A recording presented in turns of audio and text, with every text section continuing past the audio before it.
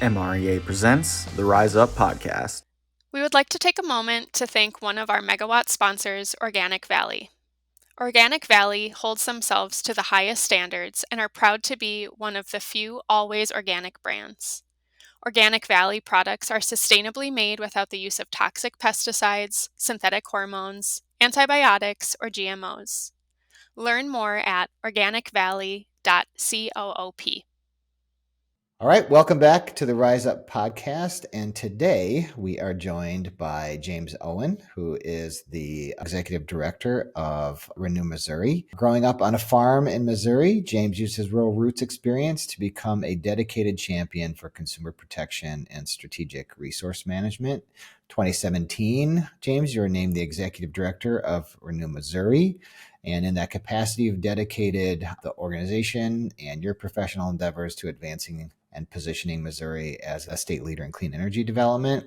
You hold a BA from Dury University and a law degree from University of Kansas. You're a licensed attorney in both Kansas and Missouri, and that has got you in some legal responsibilities for Renew Missouri, including serving as an expert witness before the Missouri Public Service Commission. And you're also appointed as public counsel by the governor. You've been advocating on issues before the Public Service Commission. James, how are you doing today? Welcome. Well, I just feel like I just listened to my obituary. Not yet. You got more to do. Hi, Nick. Thanks for having me on. It's great to be here. Yeah, it's great to have you. I've been on a number of calls with you related to inclusive financing and have been both excited and jealous about the progress that Missouri has made with pay-as-you-save financing. And we will surely talk about that. So congratulations before we even get started. It's a very exciting Thank you. Time for you all. It is. Yeah, so maybe you can start by just telling us a little bit about your background and what led you to your clean energy advocacy work. Oh my gosh, I feel like you already covered it. But I think what's important, because I've been working at Renew Missouri for almost 7 years now. It'll be 7 years in May of 2024. I've worked here as executive director. The work we've done in building on interest in renewable energy, clean energy, energy efficiency in the state to make it a reality is something that I have been able to attribute to my background, not just as an attorney, but also as someone who has managed groups before, someone who has managed offices. My role as public counsel was not just advocating before the Public Service Commission on behalf of ratepayers, but also managing a team of about 20 people.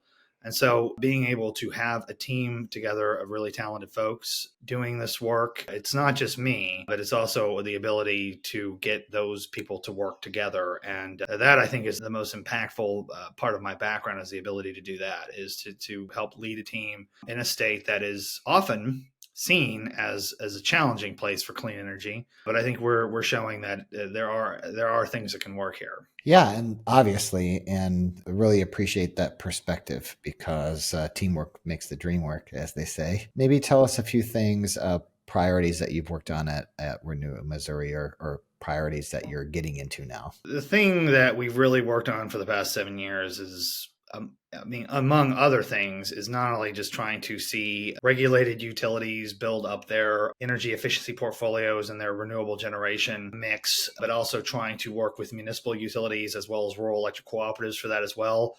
That's a little tougher because there are no real venues to intervene and get involved with that. You've got to kind of work with them directly. That has been a real challenge, but something that we have had some success with reaching out to them on. So it's not just the component of having more wind and solar in Missouri, which we have seen significant advances in that, but also trying to make energy efficiency something that utility companies are interested and excited about doing. We have a law on the books here in Missouri, the Missouri Energy Efficiency Investment Act, which for investor-owned utilities is a really good mechanism to encourage them to offer an energy efficiency portfolio. And we really have found that to be pretty useful. We've seen hundreds of millions of dollars be put into that. We've saved a lot of electricity from being consumed and being demanded as a result of that. We would like to see energy efficiency get adopted by the municipal utilities and the rural electric cooperatives, those utilities that are not subject to the Missouri Energy Efficiency Investment Act. We do believe that there are ways of doing that can make that attractive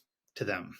Yeah, maybe let's dig into that. I want to talk to you more broadly about opportunities, but the question on my mind, everybody else's mind, is investor-owned utilities offering pay-as-you-save financing. And so typically what we've seen in many states is that these programs are first offered by co-op and muni utilities, and that's where kind of the first expansion happens. And then in some lucky states, we get some enabling legislation or commission action. It sounds like you had legislation that enabled this. And tell me, did the commission or did the regulators act to require the utilities to do this? Or what's the state of play in Missouri with the pay-as-you-save?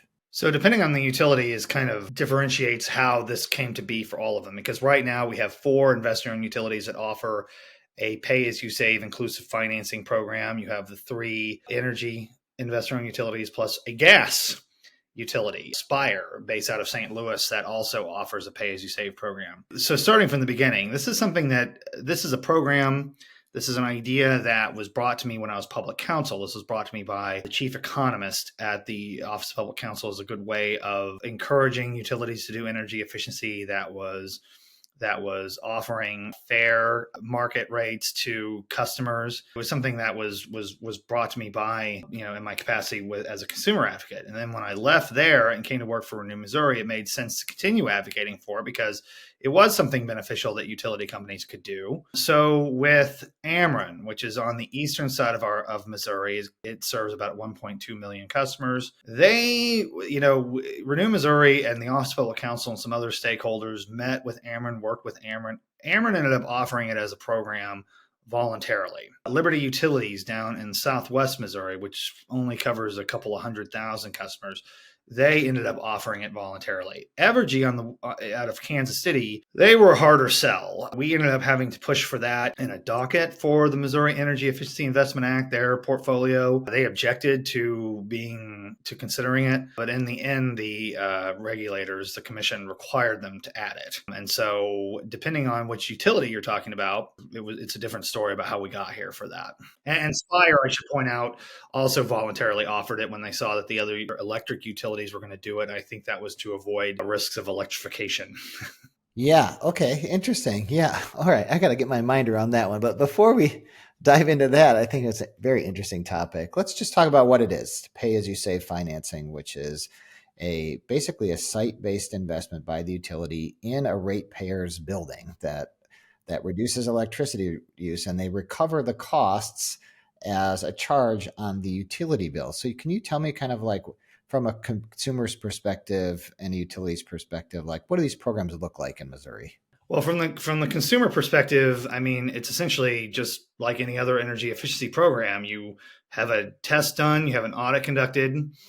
They make recommendations about what can be done to make your home more energy efficient. And instead of you paying for it or you taking out a loan or you getting the money to cover it, the utility pays it. Again, I think you put it really well. It is the utility making a capital investment into the customer's property. And so then it gets paid back through that customer's bill. And, the utility gets to charge a fee for that, and they are the ones who administer it. And so from the customer's perspective, it is essentially a way of getting energy efficiency put in your house. Doesn't follow you along. If you move, it stays with the meter. There's no credit check to this. It doesn't stay on your credit if you've done it, which I think is a really strong consumer protection. Yeah, it's not a loan. It's not a lien. Or at least in Missouri, there's no need for this to be recorded anywhere. It doesn't get held against the title of your home. Also, another good thing is if you have the cooperation of your landlord, it can be something a renter can take advantage of as well, which a lot of energy efficiency programs aren't available to someone who just rents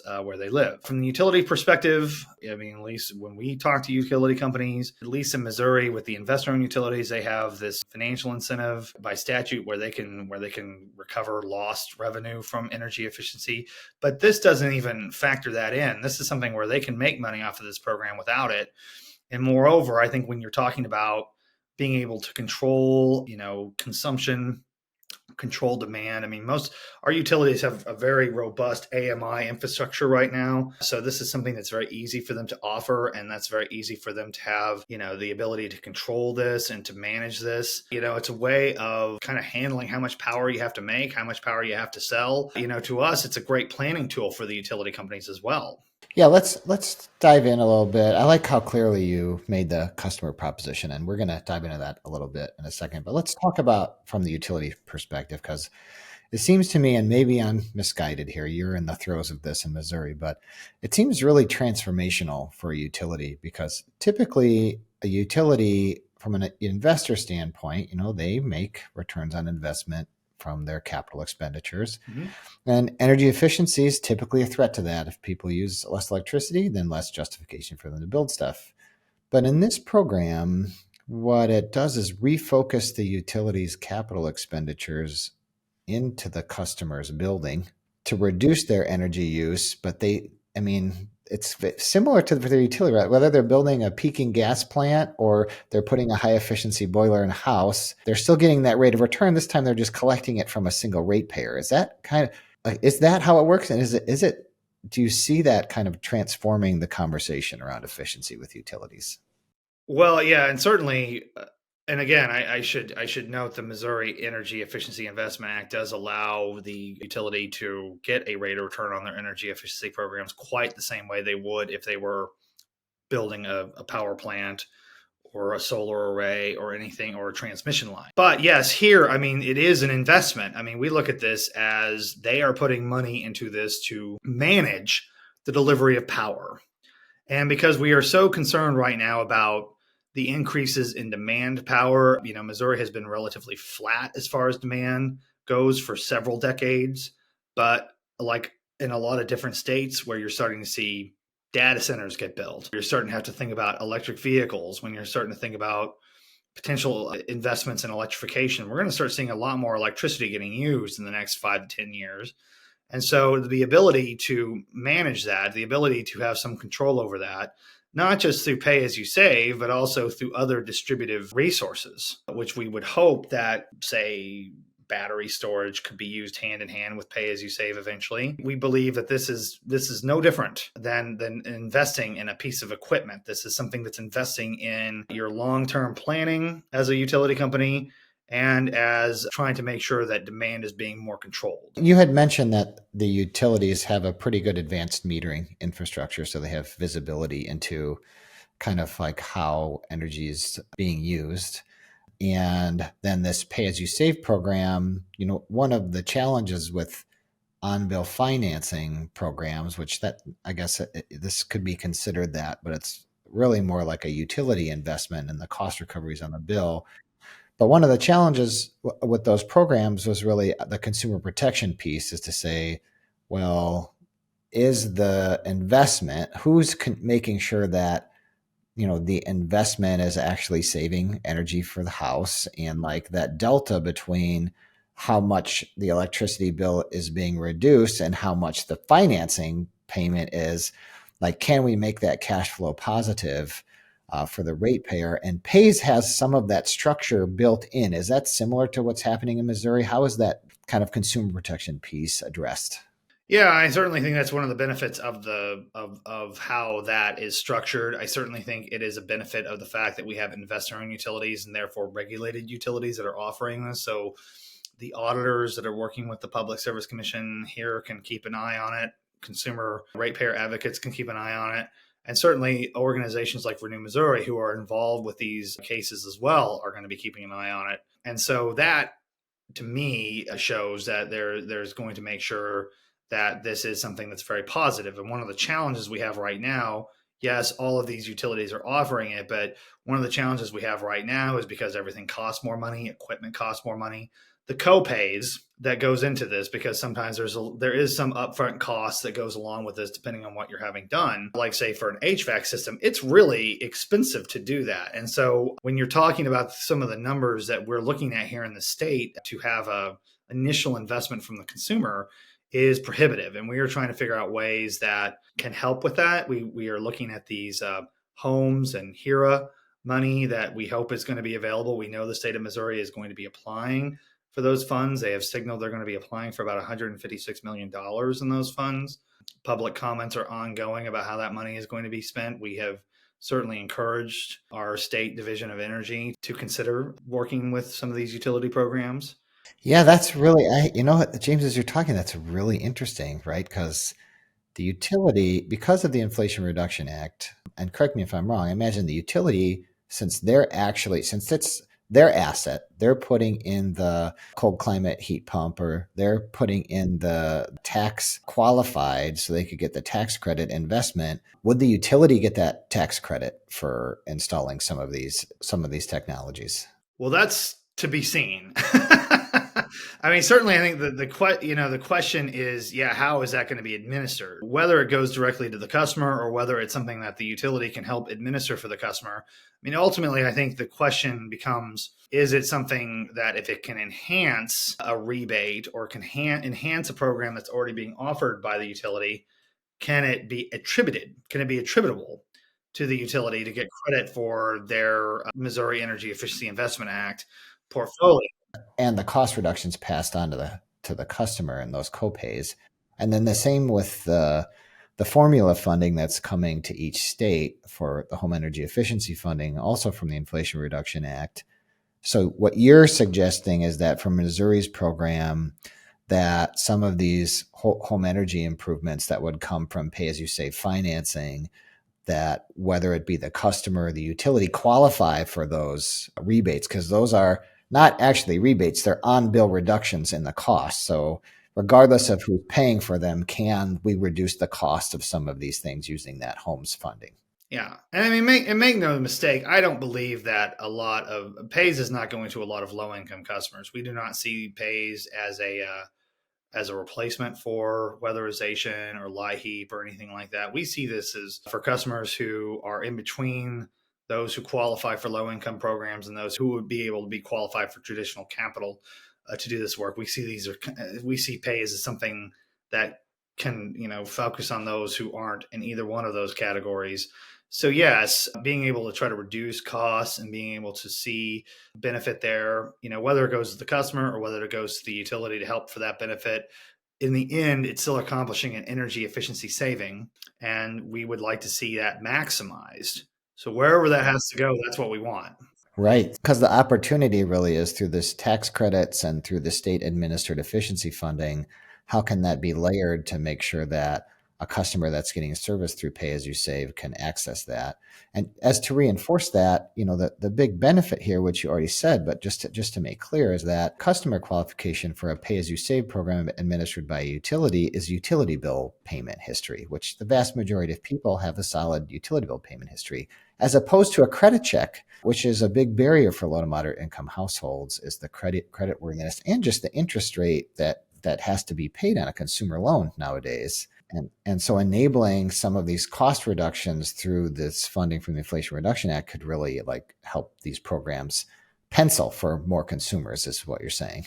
Oh, I mean, absolutely. That is our hope. I mean, my only goal is to make all of this as accessible as possible, to have as many options for as many customers as we can. And for me, pays is got a tremendous opportunity there, as long as we can cut down on upfront cost, which is a big challenge for anybody that's trying to do energy efficiency. But I do think that if we had just a little bit more money, a little bit of this opportunity from this funding that's coming, it could make a big difference in making sure that pay as you save, this inclusive financing that we're doing, is going to be successful in Missouri, at least.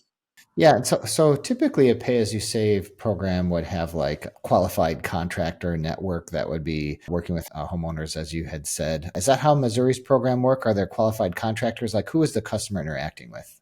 Yeah, typically the customer is interacting with the list of contractors that are working with the utilities to provide these services. I mean, there's a lot of work that gets put into who's on that list, how qualified they are. And, I think there's also going to be an extra layer of certification that's going to have to go along with some of these programs.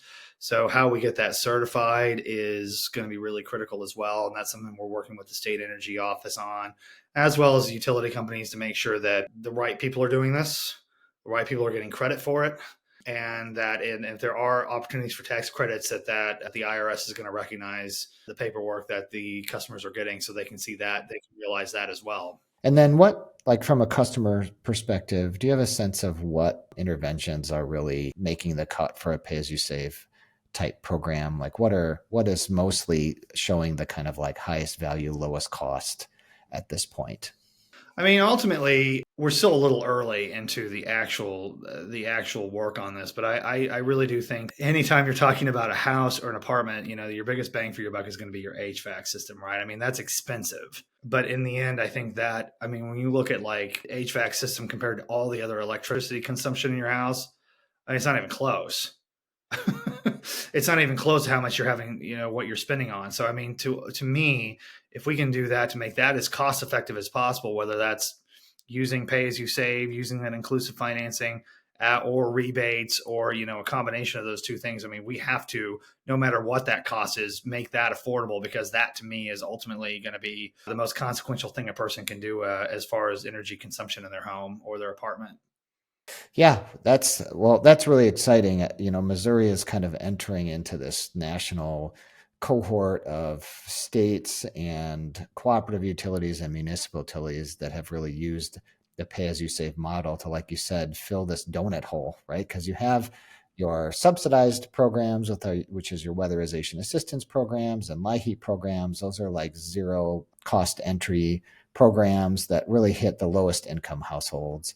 But then you have this kind of like lower middle that doesn't qualify for those programs, but doesn't have the credit or the capital to make those investments. And that really is what these pay-as-you-save programs are targeting and enabling. And those same customers do qualify for these homes and HERA rebates that are coming out through the IRA.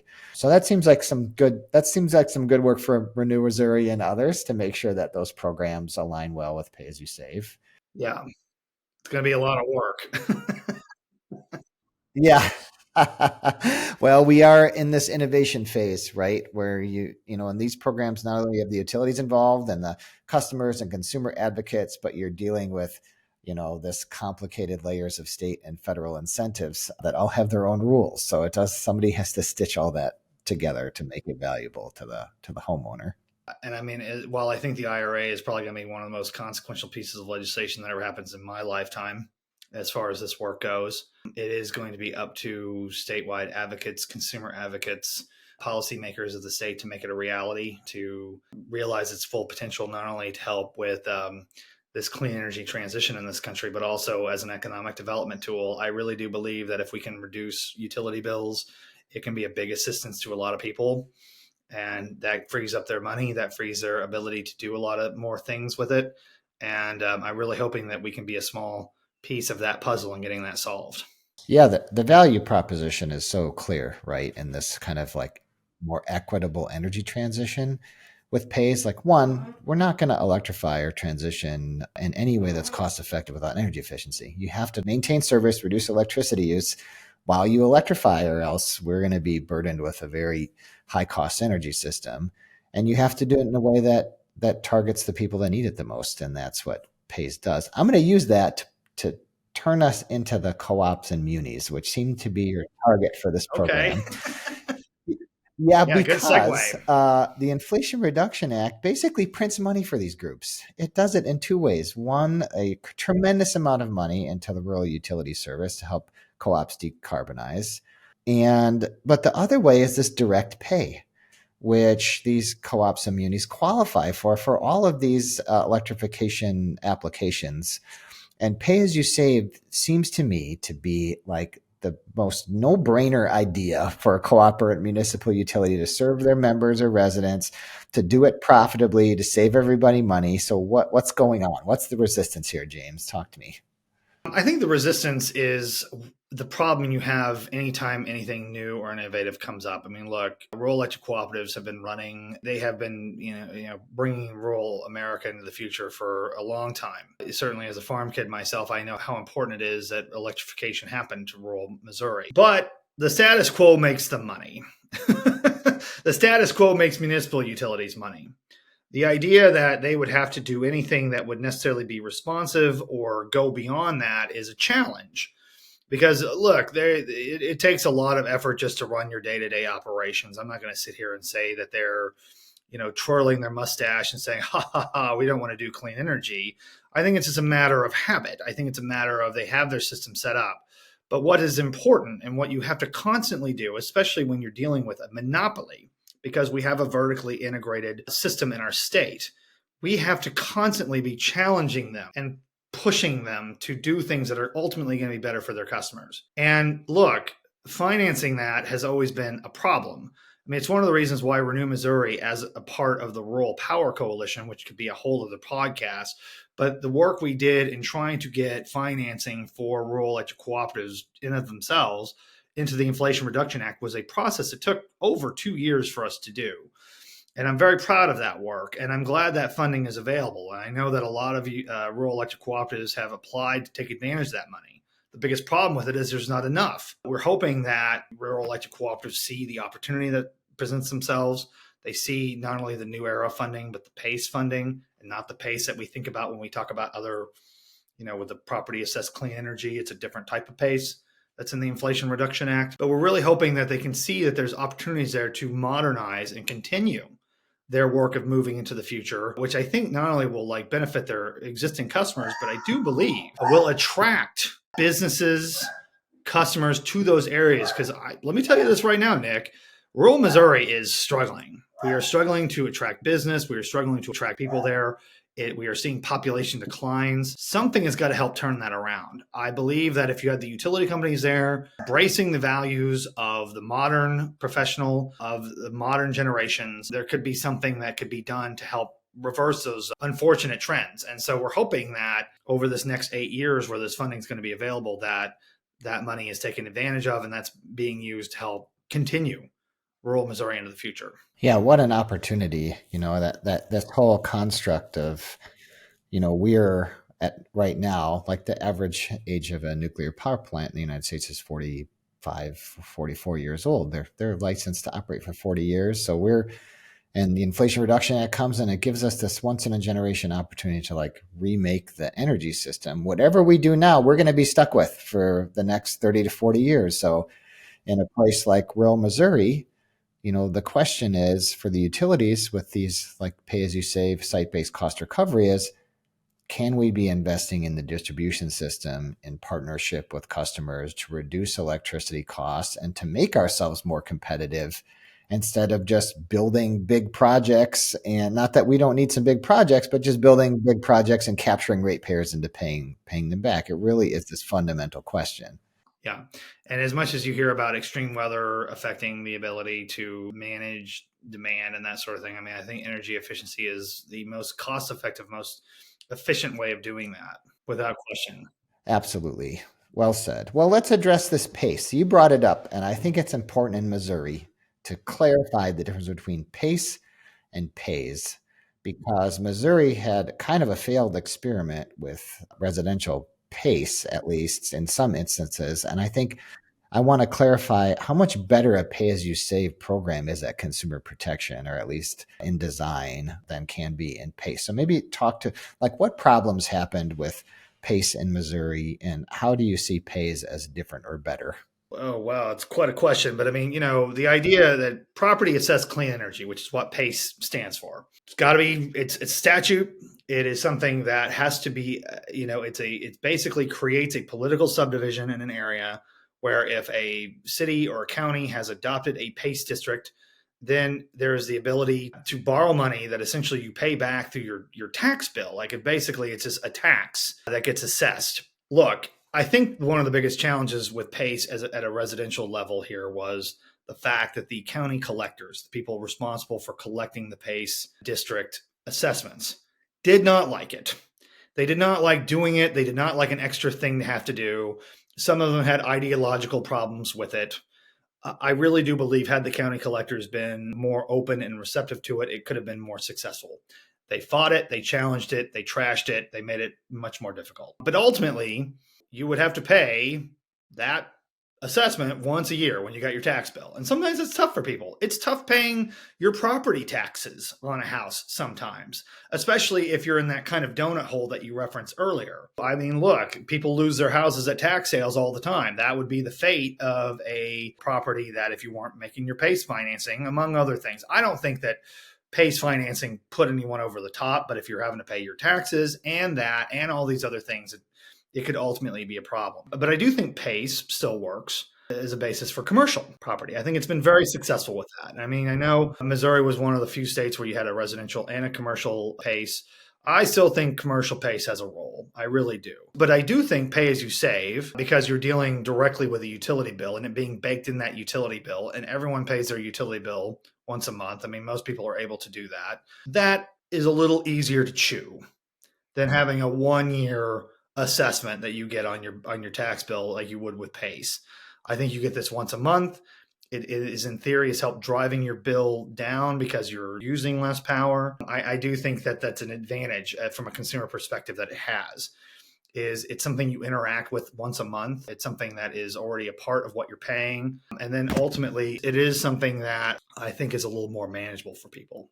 Yeah, because you're dealing with, like you said, it's all on one bill, and the cost savings and the financing are represented on that bill. And in design, the design is to keep that bill at the same rate or less. And by the time you purchase that, pay for that financing, that asset becomes yours, and it's all reductions on your bill. You've paid it off. The utility now transfers ownership to you, and it's yours. That is definitely a the idea that you have to pay for it all once a year on your tax assessment is, for the PACE, property assessed clean energy, is difficult. Whereas with pay as you save, you're eating your meal a little bit at a time while you're saving energy. I certainly think the perception of PACE made it look more challenging for consumers. Right. Certainly. And then, beyond pay as you save. So, I mean, we're focusing a lot on that because, of course, it's such a revolutionary and successful program. And you are so poised with the buy-in from investor-owned utilities to extend this opportunity, this energy efficiency opportunity, to so many millions of people in Missouri. I think we've established that this is really promising from both a consumer and utility side. It's a success in Missouri. It's something we're jealous about in other states like Wisconsin, that where I reside, that do not have this program yet. But we will get it sooner or later. Let me know what I can do to help. Yeah, well, that's kind of my question to you in a way is, you've been through this process in Missouri. It sounds like Missouri started with kind of an advantageous piece of legislation that incentivized energy efficiency in all utilities. Yeah. But for other states that are looking to do this, what would you say are some of the lessons learned or guidance that you would give others that are really looking to advance this kind of inclusive on-bill financing in partnership with utilities?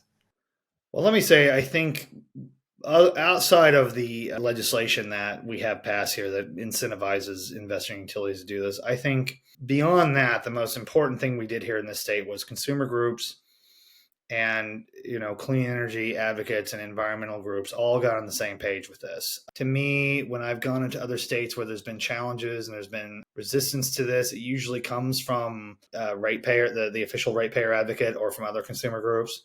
I have spent a lot of effort trying to explain to them what the consumer benefits of this are.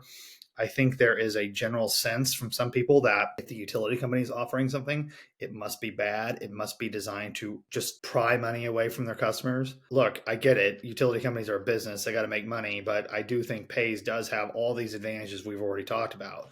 I think having that education and being on more uniformity with those consumer groups is really, really critical. I think also a willingness to listen to the utility companies. I mean, we've got really good partners, the utilities who have adopted this. I would say certainly with Ameren and Liberty, more so than Evergy to a certain degree. I mean, they're working to comply with their order, but they didn't voluntarily do this. I think the other two utilities who voluntarily agreed to do this are really good partners in this, really committed to making it work.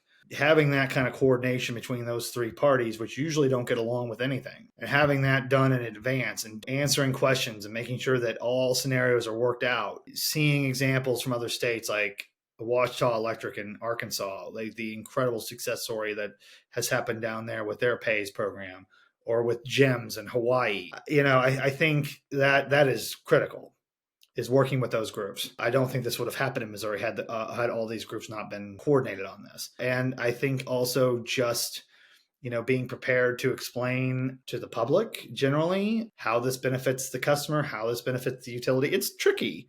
Look, I'm not sitting here and say that, oh yeah, just go talk to people.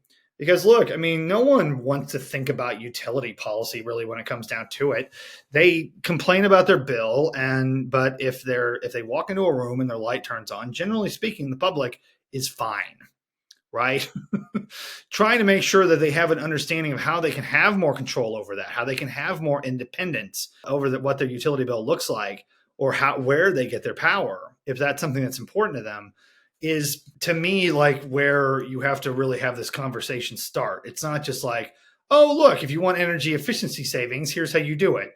It's like, well, I mean, you want to complain about your bill, but if you knew there was something that could actually bring your bill down, and it would be something that is not going to cost you a lot of money, is that something you want to do? Is that something you're interested in? Well, then all of a sudden they start, oh yeah. But you start talking about like things like, demand and consumption, and I mean, even like environmental issues. People they got too many other things to worry about. Yeah, and that maybe that is the secret sauce to the pay as you save program, is since you have these partnering contractors that are qualified to provide service and connect to the utility on-bill financing for these programs, they can go to a house and say, okay, you'd like to electrify your heating system. Well, here's what it costs in cash. Here's what it would cost you if you were to get a consumer loan. And here's this pay-as-you-save program that's offered by the utility. And when you see those three things side by side, you can't help but be like, oh, I get the energy bill reductions right on the bill, and then I get the financing right on the bill. And so it really has this baked in contractor network that is really doing the education out there, and the value proposition is so strong that's why you see, like you said, you mentioned a number of programs. I think there are programs in over half of U.S. states now. They're not uniform through all utilities. Even in Missouri, you still want to have your munis and your co-ops there, but there are successful programs all over the country now. So we're not the first, right? We've already made some mistakes. Now the mistakes have been made. Now it's replicate time. Yeah, and look, we're still working through a lot of things. I think Inflation Reduction Act, I think is going to be a significant benefit. I think it's a significant set of resources that will make utilities hopefully look at this a little more carefully. I think it can make it successful in existing programs, but I think it's too early to tell like what impact that's going to have, because a lot of people haven't seen that money yet. I think when they see that money and they see what it can be done, it is really going to make people think a lot about like, well, I mean, this is really good. Like, what else could I be doing? And I hope that if groups like Renew Missouri is doing its job, we are making people aware of this and saying this is an option. And this is an option that is not radical. It is actually can have a lot of benefit, and it's going to make your life easier. It's not going to be something that's going to be a radical change. It's not like putting solar panels on your roof. You should put solar panels on your roof, but I'm saying this is a lot easier than that. So, I'm really hoping that if we are continuing to get that message out there, people are hearing it, and we are going to be doing some more marketing on this and talking about this program and talking about the success in Missouri, that you will start seeing people hear more about it. Yeah, since you brought up solar, I know that some pay-as-you-save programs in certain utility territories have advanced some solar investments. And you had mentioned at the beginning of this interview this potential for energy storage and solar as like an energy efficiency investment, because these kind of like the ability to avoid high costs of peak power and to better manage energy could make. So do you have a perspective on when or if solar or energy storage might be included in a pay-as-you-save program? And if not, like what needs to happen for that to occur? Well, I mentioned Ouachita Electric out of Arkansas. They're already doing solar as part of their pays. It does require a co-payment, which is sizable, but they are having some success with it. Again, this is a small distributive cooperative in the Arkansas Delta. I mean, it is one of the poorest parts of that state, and they are seeing a lot of success with incorporating pays. They also have leadership that believes in it, and so that's significant. Let's say in Missouri, which is really like my focus point, we want to make sure that the energy efficiency piece is settled and working. I mean, we still have some challenges. Again, I've already gone over those challenges. I'm hoping that we overcome those challenges. We can start talking about solar and battery storage, because I think it also plays into something that Well, look, Evergy, as an example, Evergy on the western side of our state has a residential battery storage pilot that they're doing right now. I was just actually looking at some of the data that they've already been able to produce earlier. They are working with some of their customers, a lot of the customers that have solar on their roof already, but they've installed battery storage in there. And I mean, could that be something that is either made part of pays, or is that something that could be part of a virtual power plant, a VPP, where you're using that, which then it wouldn't make a lot of sense to make the customer pay for that. It should be something that is just another capital investment that the utility is making into the customer's home at the distributive level. Because I mean, I think ultimately when you look at these FERC orders that have come down that are going to be implemented, when you look at the technology that's going to be going around distributive energy resources, I think this distributive level energy efficiency, distributive level battery storage, distributive level solar, they're going to work together. I mean, the question is the customer going to own it, or is the utility going to own it? And I think, if the customer wants to own it, it should be a part of their pays program. But I would tell you, I think the utility is going to see more benefit from that than the customer. And I'd like to see them have that invested. It is, but paves the way, right? It's if you establish this relationship between the utility, the administrator, the contractor, the customer, and you start with successful energy efficiency interventions that serve customer interests and serve the utility interests and serve the statewide energy efficiency interest, it paves the way for greater programs, just like you're saying. So it really is kind of an exciting time. And, kudos to Renew Missouri and others in states across the country that have put in the work to best capture the benefits of the Inflation Reduction Act. And I feel like that's where you're at with your investor-owned utility pays programs in exciting times to come. James, is there anything else you'd like to share with us before we wrap up today? Oh, well, I mean, the one thing I would just add is I really do hope that we can continue the success of implementing pays and making it just a regular part of how utilities do business here. And I do hope that other states can look at that. Missouri is not going to be a state where we're leading the pack on a lot of things, but this is something where I think people can learn from a conservative state and learn how we've done things, learn from our mistakes, learn from our successes.